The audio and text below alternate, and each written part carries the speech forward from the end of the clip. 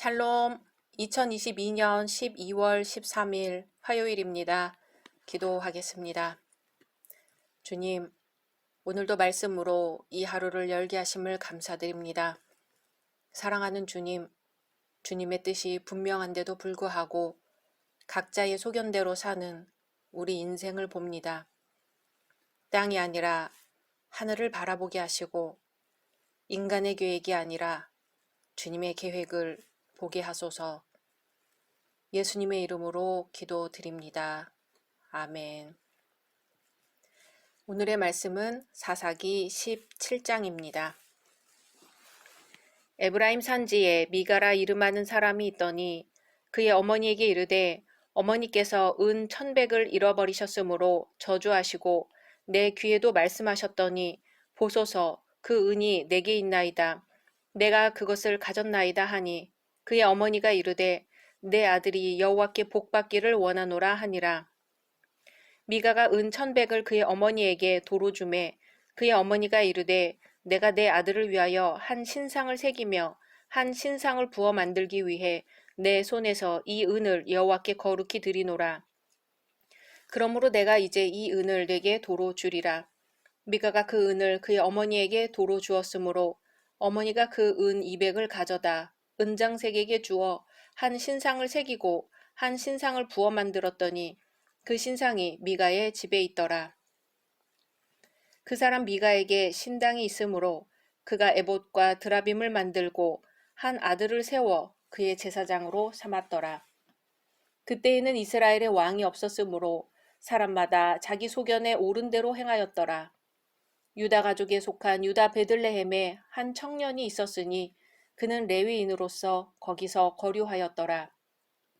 그 사람이 거주할 곳을 찾고자 하여 그 성읍 유다 베들레헴을 떠나가다가 에브라임 산지로 가서 미가의 집에 이르매 미가가 그에게 묻되 너는 어디서부터 오느냐 하니 그가 이르되 나는 유다 베들레헴의 레위인으로서 거류할 곳을 찾으러 가노라 하는지라.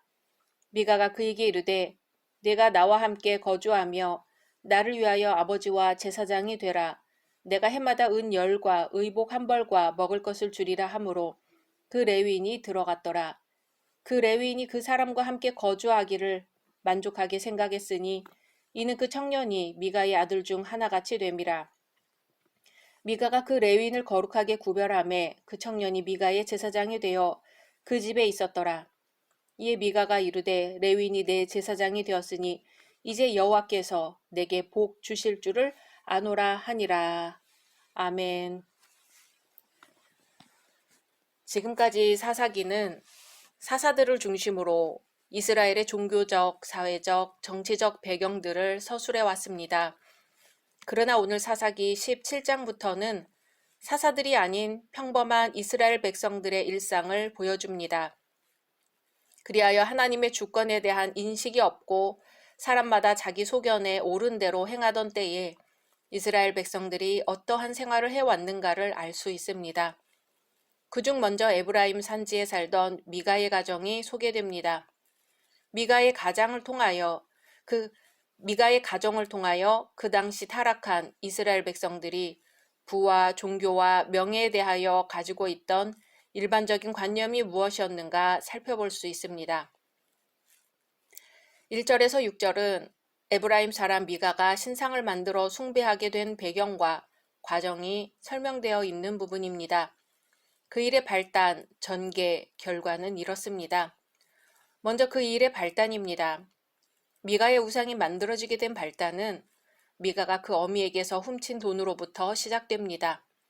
그 돈은 은 1100세겔인데 이것은 일반 노동자들이 10년 동안 쓰지 않고 모아야 모을 수 있는 엄청난 액수였습니다. 미가가 이렇게 큰 돈을 어미에게서 훔친 것이나 그 돈을 훔친 자를 저주하는 그 어미의 모습을 볼 때 모작 안에 재산 때문에 모종의 암투가 있었지 않았나 하는 추측도 하게 됩니다. 다음으로 전개입니다. 일단 미가가 그 어미의 저주를 두려워하여 어미에게 돈을 돌려줌으로써 재산 때문에 있어왔던 모작 간의 갈등은 해소됩니다. 그리고 그 돈으로 미가의 어미는 아들을 위해 우상을 만들게 됩니다. 이처럼 그들이 우상을 만들게 된 것은 한 번 저주한 돈으로 인하여 당할 화를 면하려는 미신적인 사고방식 때문이었습니다.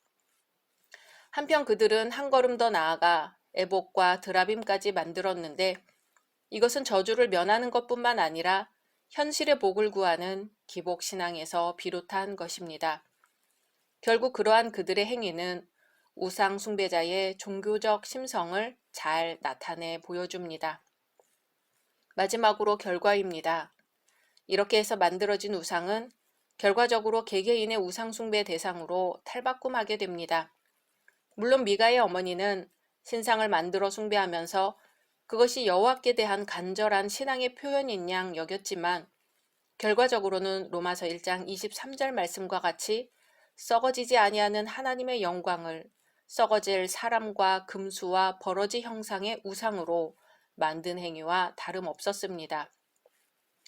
그리고 미가 또한 신당을 만들고 자기 아들을 제사장으로 삼는 등 어느 정도의 종교적 외양은 구비하였으나 그건 역시 하나님과의 신령한 교제나 참다운 헌신이 없는 한갓 종교 놀이에 불과했던 것입니다. 그런데 현대에도 이처럼 신앙생활을 하는 사람들이 많습니다. 그러나 그것은 모두 종교를 빙자하여 자신의 부와 명예와 종교심을 만족시키기 위한 우상숭배 행위에 불과합니다. 하나님께서 구하시는 제사는 상한 심령이며 통회하는 마음이지 결코 종교적인 외양은 아닌 것입니다. 7절에서 13절은 미가가 레위 소년을 자기 집 제사장으로 세운 사건을 보여줍니다. 이것은 이 시대의 새로운 차원의 타락을 보여줍니다. 앞서 미가는 자기 아들을 제사장으로 세우긴 했으나 그것이 율법에 저촉된다는 사실을 알고는 늘 불만이었겠죠. 그러던 차에 베들레헴을 떠나 생활이 궁핍했던 레위 소년을 만나게 되어 그를 자기 가정의 제사장으로 세웁니다. 이것은 곧 타락한 백성과 타락한 성직자의 야합과도 같습니다. 이러한 사정에 대하여 사사기 기자는 그때에는 이스라엘의 왕이 없으므로 라는 안타까운 심정을 전합니다. 이 사건에서 무엇이 잘못된 것인지 한번 살펴보겠습니다. 첫째, 미가와 레위 소년 간에 주고받은 흥정은 모세의 율법을 완전히 무시한 것이었습니다. 왜냐하면 이 레위 소년은 제사장이 될 수 없음에도 불구하고 제사장 자리를 수락하는 어처구니 없는 일을 범했기 때문입니다. 사실 제사장직은 아론의 자손들만이 수행할 수 있는 직분이며 이들은 하나님에 의해서 거룩히 구별됩니다.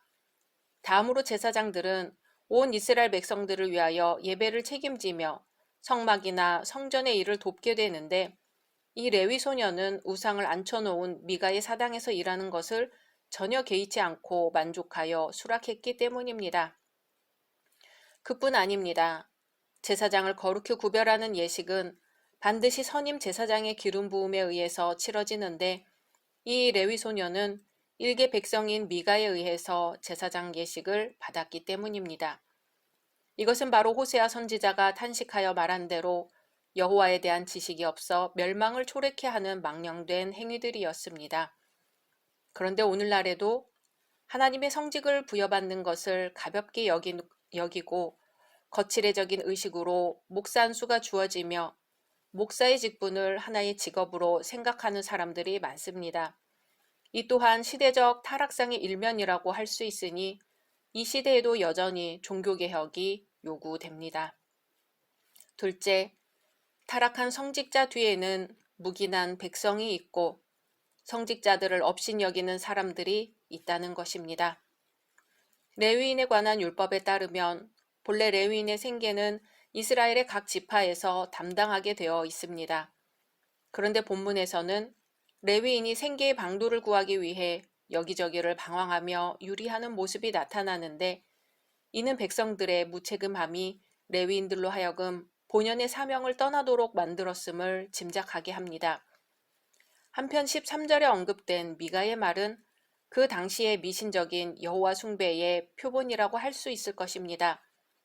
즉 그는 우상을 만들어 여호와를 향한 경배의 대상으로 삼고 제사장을 세우는 등 외형적 종교 의식만 갖추면 하나님께로부터 무한한 복을 받을 줄로 착각하였던 것입니다. 미가가 거하던 에브라임 산지는 당시 하나님의 성막이 있던 실로에서 아주 가까운 곳에 위치하였습니다. 그런데도 이러한 잘못을 범한 것으로 보아 당시 이스라엘 백성들의 혼합주의가 얼마나 심각했는지를 가히 짐작할 수 있습니다. 열린 성도 여러분, 성경적인 참된 성공은 동기가 바로 되어야 하고 과정도 바로 되어야 합니다. 동기와 과정이 성경적이라면 결과는 하나님께 맡기는 것입니다. 그러나 세상에서는 동기나 과정보다 결과만을 중시합니다.